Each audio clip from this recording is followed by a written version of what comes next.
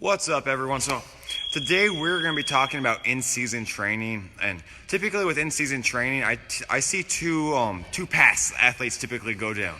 They either go down the path of one, not doing anything, and we'll talk about why that's bad and how we can train in season will help that. But if they're not doing anything, there's also the overcompensation where these young athletes are training just as hard as they were in their off season during the season. What ends up happening here is they get hurt, they get beat up because you can't tolerate that much load and that much pressure.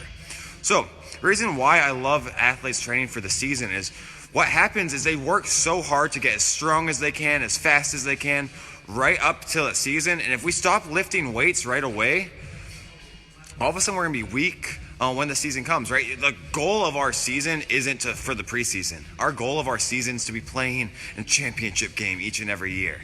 So if we think about it that way, why are we only going to peak at the beginning of the season? We want our athletes the strongest at the end of the season.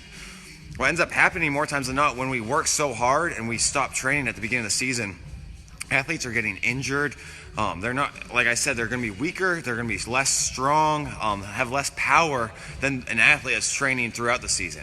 There's a reason, there's a balance to it, right? There's that overtraining and undertraining, but we have to find that balance for the in-season. And another reason why I love athletes training through the season is we look through a whole high school career, right? 4 years. If they only train, we'll just take a one-sport athlete, for example, right?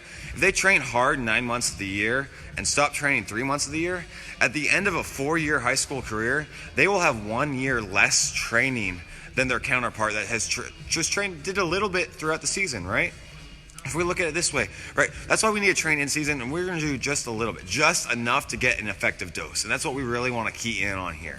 So my suggestions for training in season is really just going 1 to 2 days a week, right? It doesn't have to be this long, strenuous session. That's for practice, right? There's 2 rules for training in season that I keep with all my athletes. 1, game day is number 1, right? The best ability is availability. So our whole reason for training in season is to play games, right? So we structure our in-season training based off when our games are going to be. Second reason we train in season is to maintain strength.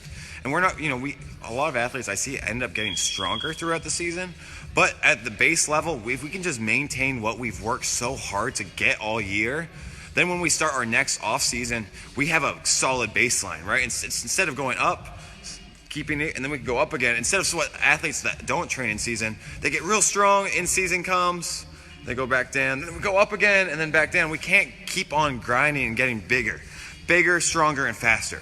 So what we want to focus on when we are training in season is training 1 to 2 days a week. We don't need to be doing these 4 or 5 day a week sessions, right? Because we're practicing that much. Our focus is on game days, practice, and then training. It's number 3.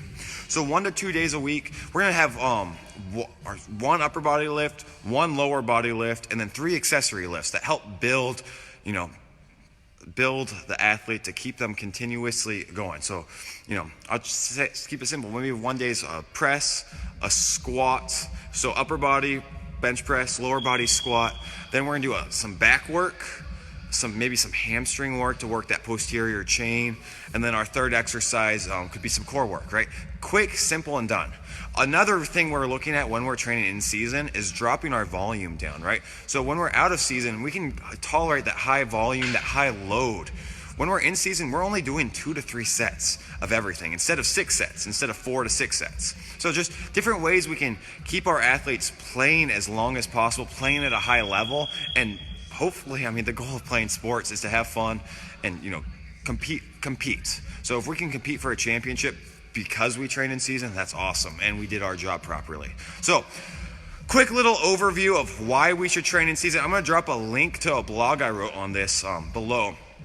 Check it out, read it. Gives a lot more detailed responses to some of these, to this. So, second portion, if you're looking for a coach that will help train your athlete in season, send me a message. I'd love to help out. We have our in-season training here at Decatur, as well as I train athletes online. So we have lots of different ways to train with me. So just check it out. Send me a direct message to apply.